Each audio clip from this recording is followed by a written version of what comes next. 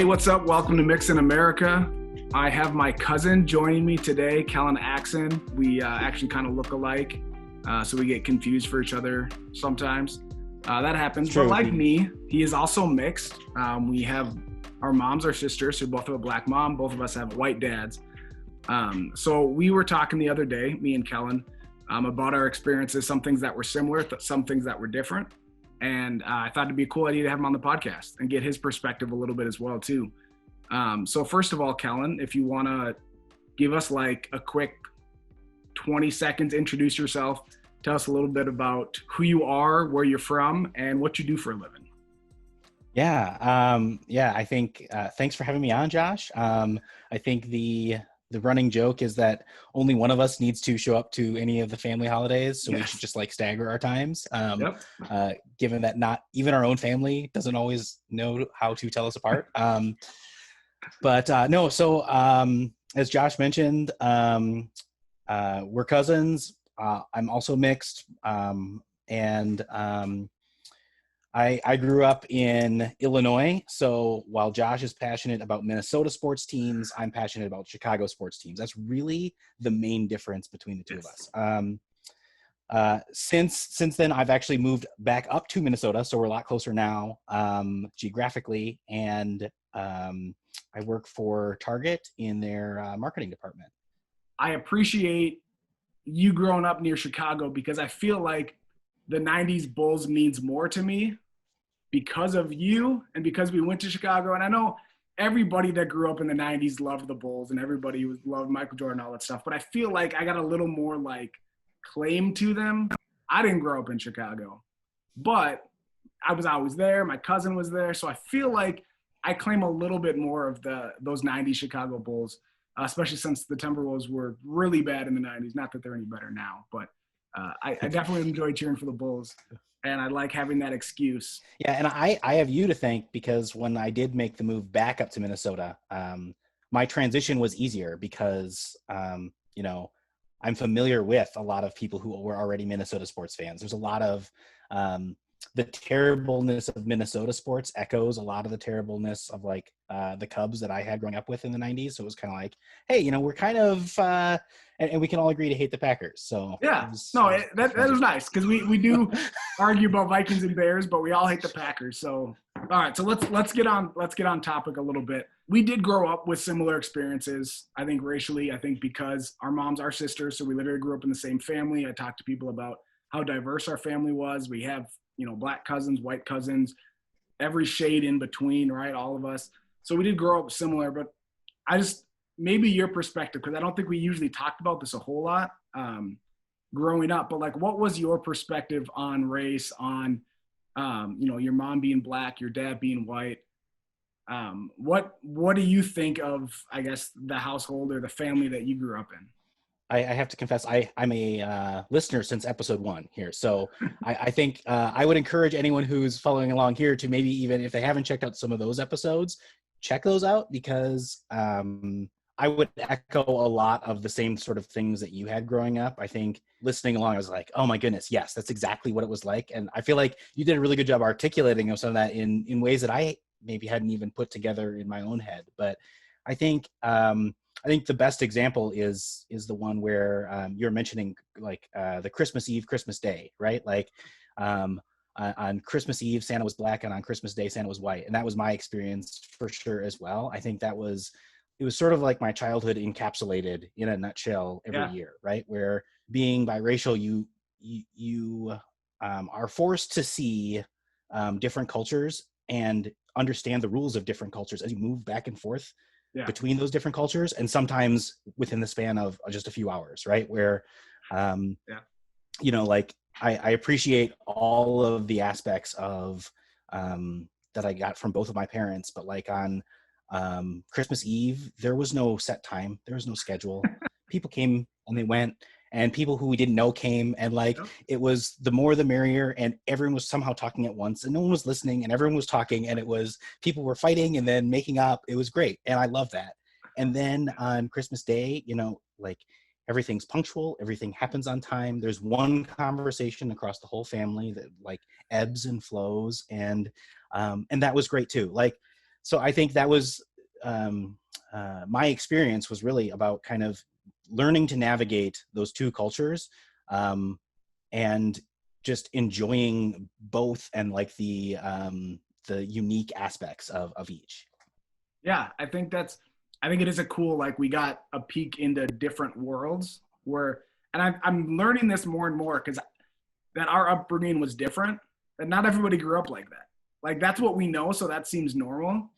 But I just think about like when Jocelyn first came to a family Christmas and it was like chaos. And she didn't expect this, didn't know what was really going on, and it was just so different for her. You're also married to a white girl. Like what do you, or even just in other conversations with white people, have you found the same thing where your upbringing was more different than maybe you thought it was? Yeah, I think what I've maybe noticed is that I think for my wife Emily, I think for other white people that I know, like I think there's the ability that you could go through life and think like think that you might not even have a culture, or like this is just the like neutral. Other people might have race and Yeah. ethnicity, but like I'm just nothing or normal, or like white is neutral. But I think growing up, you know, mixed, you see the differences as you move through cultures, and I feel like that was one of the things that it's a skill that has served me well. I think is it sort of makes you adaptable. It makes you being able to sort of I think I'm more attuned to like the spaces that I enter because of sort of that practice that I had growing up. We can talk a little bit about like what that means for like identity and how do you figure some of that out, because that's kind of the flip side of that struggle, but for sure.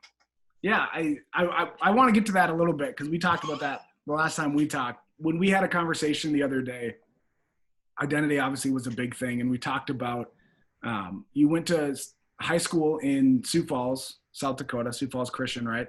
And you said your experience of being Black enough. What was that like for you growing up?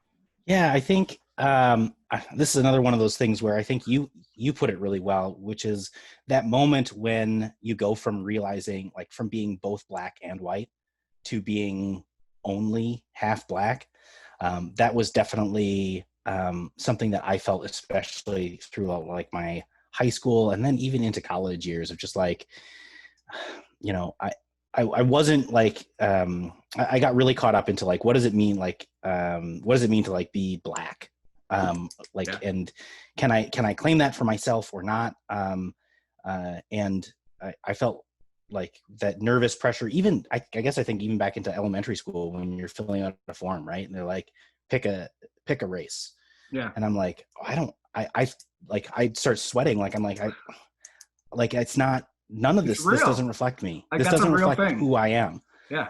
And so like I think that throughout my whole life I've just been sort of trying to figure out like you know, how do I like, I mean, you get the what are you all the time, how do I and I think that's a question that I was even asking myself throughout like my life, is like what am I, you know, like I'm not white, I'm not Black, I'm biracial, but like I don't know. And in high school, I think once I transferred back to Aurora Christian, there were a few people who like it was just offhand comments, thing like, "Oh, you're not really Black, right? Like, you don't listen to rap music, you're not really Black," or like, you know, "Hey, I saw you out on the basketball court, you're not really Black." And it's like, well, I don't think those are like the criteria of like being Black, right? Like, but somehow some of those things just kind of stick with you. Like it's like things that they threw out offhand really kind of burrowed their way into me and sort of messed me up a little bit in regards to that for a long time, where I would meet people and I'd feel like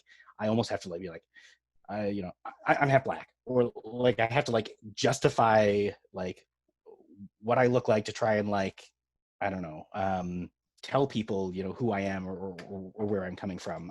And that was something that I'm still kind of working through, right? Like I'm still, I think one of the examples that I like to talk about is I've been at Target for 10 years, and we have a really great resource group called the African American Business Council. And I've been really, really heavily involved in this group for the last, you know, 5 or 6 years. But I spent 4 to 5 years just kind of being scared and nervous of like, am I Black enough to join this group? And that's not even a requirement. Like we have tons of white people who help out about these with these efforts and these initiatives. And but I like, for whatever reason, like some of those comments from a few guys in high school were like still sticking with me a decade later into my career. Yeah, I mean that's one of the reason the main reason I started this podcast was because I found myself having a lot of thoughts on racism, on all the stuff going on, but always being kind of too timid to share it. Or when I do share it, I like specify. Like I'll tell people like, I know I'm not that Black, but I do have these thoughts and feelings about the Black community, kind of thing. Or like, I'm not that Black, but you know, maybe it's what. So like, I do that, justifying like a lot. And I know ours differ because, like you talked about, you didn't listen to rap music or you didn't, and so I'm like, that's not what makes you Black. But like for me in my head, I'm always like, okay, am I dark enough to justify that I have subs in my car? Or like, am I going to get, because I've heard comments before about like acting a certain way or dressing a certain way and people thinking that I'm trying to be Black, you know, quote unquote. Like, I'm like, but I am Black. So then I have to justify. For you, it's kind of the opposite, where you kind of like had to, I don't know, what was that like? Like did people just not question, or you had to tell people, or? Yeah, I think, I think, yeah, like to your point, it's a little bit sort of reversed, but also just, I think I'm one of those people who maybe cares too much about what other people are thinking or like what's going on in their mind. And that's something that I'm trying to be like, look, I am who I am. And I don't like, if you don't get it, or if you're going to think something like make a bad judgment, that's not on me. I'm just living my life and this is who I am. And that's where I'm trying to get to.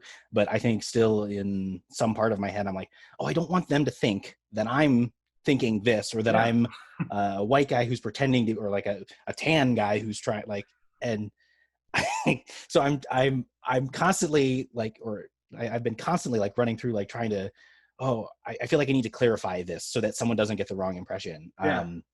But I don't know that what I'm working on is trying to be like, okay, I don't know that I need to care about if they get the wrong impression. Yeah. No, and I'm laughing because that's exactly what goes on in my head. Like I'm someone that overthinks things and I overanalyze like what somebody might be thinking, whatever. And so that's where kind of some of my issues might be. Like I might think somebody thinks I'm not Black enough to listen to certain music or dress a certain way or whatever. And it's like, first of all, they're probably not even thinking that. But second of all, like, why do I care? Like, and that's one thing that I took away from our conversation we had a couple weeks ago was like, I am who I am, and I don't really care what people think. If I want to identify as Black, even though I'm only half Black, I keep doing air quotes, but this will probably be an audio podcast, so I need to stop doing that. But I need to get to that point where I don't care. And one of the things we talked about, again, when we talked a couple weeks ago, was maybe you're not all the way there, but you're trying to like not care. So tell me what that committee at Target has done for you. Like, did you get accepted even though you're not, quote, that Black? And you know, you were featured just this last February in their Black History campaign, whatever that was. You talked about wearing, you know, Black Lives Matter shirts, or in that shoot, you're wearing a I Am Black History shirt, stuff like that. How have you, I guess, embraced your Blackness now that you're older, if that's an okay way to put it? That makes sense. Yeah, no, I think that's been sort of like, to me, that was sort of like the culmination of a journey that I've been on over the last few years at Target, where to be able to go in Target's marketing material and be rocking a shirt that's like, I am Black History. To me, that was very symbolic of the journey that I've taken, where it's, look, I want to embrace all of who I am. And to me, I am really, really proud of our legacy. And you've talked about our grandpa, our grandma. They have done amazing things for the Minnesota community. We come from a really proud line of Black people who have done amazing things. And so I'm really proud of that part of me. And that's not something that like, I'm going to care if someone's like, seems like this guy's a little lighter skinned to be saying that he's Black History. Is that a white person who's saying that they're Black? Like, yeah. And I'm like, look, if you want to misjudge that, that's fine, but this is where I'm coming from, and I'm going to embrace who I am. So I think that was definitely like, it's sort of been the culmination of a journey for me in coming, like when I did finally join the AABC, like that was something that I was kind of like, so I just it was sort of like the first time they introduced me, they're like, this is Kellen. I'm like, I'm half black. Like I wanted to like make sure I got that out there like right away. And they're like, yes. one, we don't care, and two, like, welcome, brother. Like, come on, let's do some work together. And that group has been so supportive, especially during like these times. It's been great to be able to connect with other people who are feeling similar things, who have some of those same sort of thoughts about like, what's it like when you're the only black person that people know who are reaching out and texting you and being like, hey, sorry if I said something racist 5 years ago. And you're like, huh? Do you not know any other black people that you're texting me? So I don't know. I'm going way off topic now, but can you tell that story? Because I forgot about that. That was a good. Can you tell that story? Because I think that's a good story. I think people need to hear that, because I do think there's a lot of white people right now that don't know what to do, because they're especially in Minneapolis and the Twin Cities, where racial tensions have always. I don't know. I don't want to say how bad or how not bad it is or whatever, but it's at least not talked about. It's at least not really on the forefront of your brain, right? Maybe some cities, southern cities we think of where that maybe is talked about more, maybe thought about more, addressed more. But in Minnesota, white people have had it. It's going to sound have had it pretty good. Like they haven't really had to deal with that, especially in the white suburbs of the Twin Cities. But they're thinking about it more than ever, and I really think they're nervous and don't know what to do. And I'm generalizing all white people, but tell me that story that you told me about that random person that texted you that was like, you're the blackest one or what? I don't know. Yeah. So, I mean, it was shortly after the murder of George Floyd, and, I think everyone was going through a lot. And to your point, I think a lot of people were rethinking their views on race and what how have they contributed to this issue. And out of the blue, a few days later, I get a text from someone who I haven't talked to since high school. So I'm 34 now, so it's been a minute since I was in high school, and just basically was like, hey, I just wanted to like reach out, and like if I ever said anything or did anything that made you feel like uncomfortable, like I'm really sorry. I've been working on like this, and they kind of like talked about like some of the things that they've been educating themselves on. I was like, wow, like great, good for you. But I really didn't know how to react. And they weren't the only person who reached out, but my first thought was just like, have you not met another black person in like the time since high school? But yeah, it was I think it was great having the members of the ABC I can kind of share some of those stories with and commiserate with, like, here's some of the things. And that's kind of a lighthearted thing, not like the most serious of the things that are going on. But and obviously there's been more serious discussions as well. Yeah. I want to ask you about working in corporate America. What is that like being?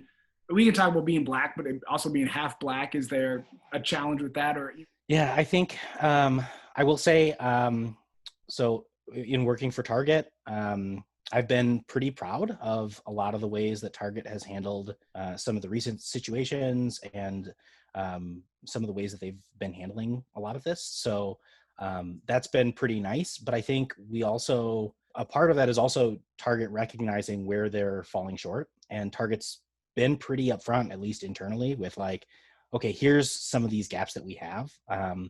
And I think when you look at corporate America, the fact of the matter is that people hire people like themselves. And so, we have like years upon years of white males in leadership, and we still have a lot of white males in leadership. And that's not just Target, that's just like like corporate America in general. And so I think that's one of the things that I feel kind of lucky, is that within my job, I get to, like, I have the freedom to kind of follow some of my passions and work towards changing some of that, where Target's been really supportive about like, hey, we acknowledge this is a problem, and like, we're open to suggestions on how we can start to fix that. And I think you can kind of think about that in two ways, around like recruitment and retention, right? Where if you just bring in some like diverse candidates into a otherwise homogenous situation, why would they stay? And so it's like a whole culture change. How do we change the culture? How do we make it so that we can go to new places to recruit people other than just like what the population of suburban Minnesota looks like?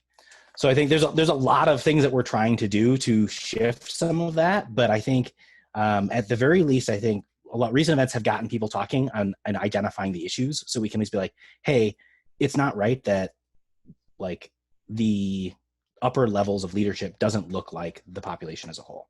Yeah. Whether that's Target, whether that's anywhere in corporate America, we need to take steps to start to actively fight against some of those implicit biases. Because I don't think anyone's like actively saying we don't want to hire diverse people. It's more just like if your network looks like you, then when you are looking for someone for a job, you're going to hire someone who looks like you. And you're not being like hateful about it, but you're not seeing the bias that you have in your own thing. And so I think when you're talking about things like empathy and getting to know other people who look different than you, I think that's something that everyone should do. Diversify your network, diversify the people that you hang out with, because it's going to broaden your horizons and you're going to get more out of that anyways.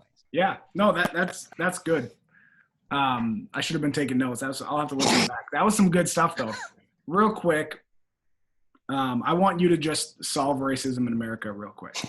So, I want to give you an opportunity to kind of, come on. You had mentioned that we don't necessarily agree on everything, but that's why we're having these discussions. So maybe there's something you disagree with me and you want to yell at me right now. Go for that.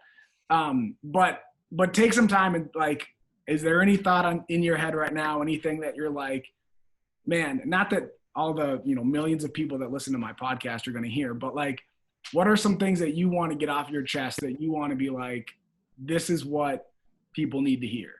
Wow, that's a big question. I think if we're talking about things that you and I disagree with, I would probably go back to your episode on white privilege, and I would say that I agree with most of the things that you said. In terms of, I think we need to acknowledge as a country that the systems that are in place were not built by us or for us. And that when these systems were designed, I think you used the example of like right-handed versus left-handed. Like if you design things right-handed, you don't even necessarily think about it, but like now things are slanted in the favor of people who are right-handed. And the same is true, I think, for a lot of the systems that are in place. And so to me, when I think about white privilege, I don't think as much about like individual privilege, right? Because like certainly every individual is a collection of a whole bunch of different privileges, right? Like there's male privilege, there's a whole bunch of different like sort of slants that can create what one person's sort of like starting place is. But I think we have to acknowledge that like the systems that are in place in America, whether that's the housing systems of like redlining in the past, or whether that's the criminal justice system, or whether that's corporate America and like leadership positions and hiring practices, I think we have to acknowledge that a lot of this wasn't built by us or for us. And I think at least if we can start from like there's a problem, then we can start having really meaningful debates on what the solution is. But I think if we can all agree that like some of these systems are broken or not working for everyone. Yeah. Since you just solved racism in that last like 2 minutes or whatever, is there anything, for people that are saying, I agree with you, now what can or maybe they just found out about racism because of George Floyd or whatever. Oh, I didn't realize there was an issue, but they want to do something now. Is it educating themselves? Is it, having influence in their own little sphere of influence? Or what would you say for people to do? Like, what can we do about this? If we agree there's a problem, now what? What do we do? That's a great question, Josh. And honestly, the first 2 weeks after George Floyd's death, that was like, I honestly, after watching that video, I honestly felt hopeless and helpless. Like, this is such a big thing. I think the thing that got me was like, there's probably someone who's watching this video thinking, I hope that's not me. I hope that's not my son or whatever that is. And, it just seems like it's going to happen again and again and again. And one of the times it's going to be someone that you love, and that's where kind of it hit me, and I was just like, how? But I'm the kind of person who like I have to channel some of that emotion into like tangible things. Like I feel like I have to do something, and so I don't know. For me, that has meant taking sort of the influence that I have to try and move things forward where I work, where I have influence there, where I can help by changing some of the culture at our within my company and within my recruiting and retention practices. Those are things that I've been able to help do. I think for anyone, like, education is a great first step. I think there are tons of resources. Like, there are great documentaries. I've watched a few recently. Emily and I have sat down and watched a couple of those. Some great books, reading lists that are really available to just kind of open your eyes to understanding the problem. I think in your last episode, you talked a lot about empathy and just getting to know people who are different than you. Honestly, I think, like, at a grassroots level, that is a great way to start to break down some of the walls. Like, unless you're getting exposed to people of different cultures, and I'm talking about that for me too, like, coming from being biracial, white and black, just within our family we've got lots of people across that spectrum there. But do I have enough friends with opinions that are different than me on other things, or who don't look like me, who come from other cultures that I can learn more about, right? I think that only broadens your horizons. And it's not like just like befriend a black person, but it's like just put yourself in positions where you're a little bit uncomfortable, because guess what, if you're a minority, you're going into situations that you're uncomfortable all the time. So it's like, kind of the least you can do is to put yourself in some uncomfortable do it for like 5 minutes. Yeah. Right. Right.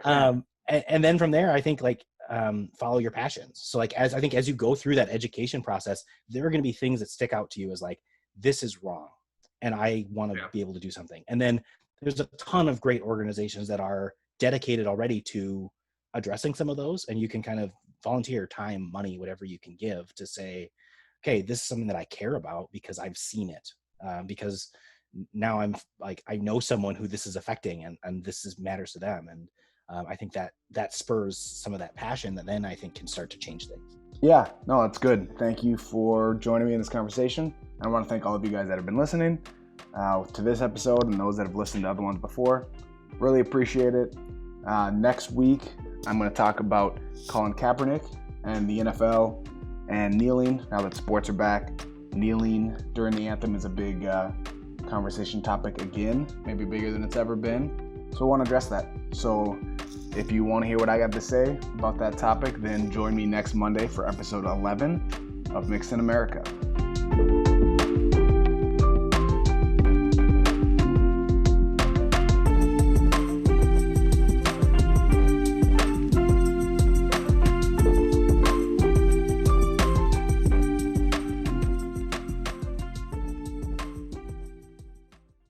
Hey, thanks for watching my video. I hope you liked it. If you did, can you do 3 things for me?